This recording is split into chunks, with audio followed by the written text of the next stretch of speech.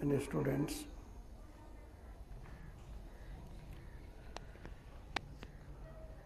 एक व्यापारी अपनी किराना की दुकान चलाया करते थे। उनको मालूम हुआ कि नगर में कोई महात्मा प्रवचन करने आ रहे हैं। उनको भी शौक लगा। वो रोज प्रवचन सुनने घंटा या 2 घंटा जाने लगे। एक दिन उनको कुछ जरूरी काम लगा तो उन्होंने अपने बेटे को कहा, बेटा नियम नहीं टूटना चाहिए, घर से कोई ना कोई प्रवचन सुनने जाना चाहिए, तो आप मेरी जगह प्रवचन सुनने जाना।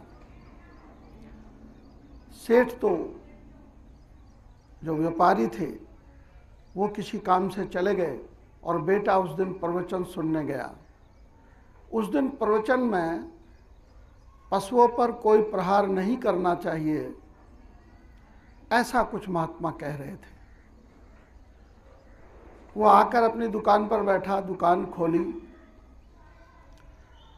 तो कोई गाय आकर उसने जो बाहर खल चोरी कोई दाल वगैरह लगाई हुई थी उसको खाने लगी। उसको वो बात याद आई कि महाराज जी प्रवचन में कह रहे थे कि पशुओं पर कोई प्रहार नहीं करना चाहिए, उनको डंडा नहीं मारना चाहिए। तो वो बैठा रहा और देखता रहा। इतने में उसके पिताजी आ गए। व्यापारी आए और उन्होंने उसको बहुत डांटा, ये क्या कर रहे हो, तुम्हारे सामने ही पशु ये खल चोरी दाल खा रहे और तुम बैठे हो।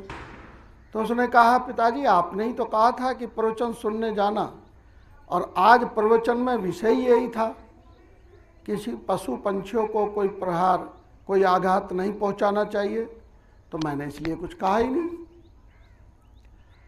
तो उसने कहा, तुम तो बेवकूफ़ हो, हमारी तरह के प्रवचन सुना करो।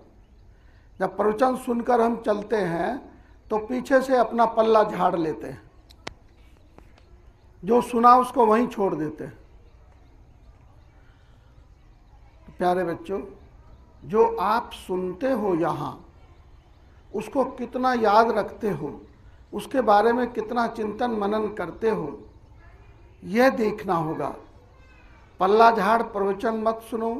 आपको टीचर आपकी क्लास में पढ़ाते हैं, कहीं ऐसा तो नहीं कि सुना और क्लास में ही छोड़कर चले गए।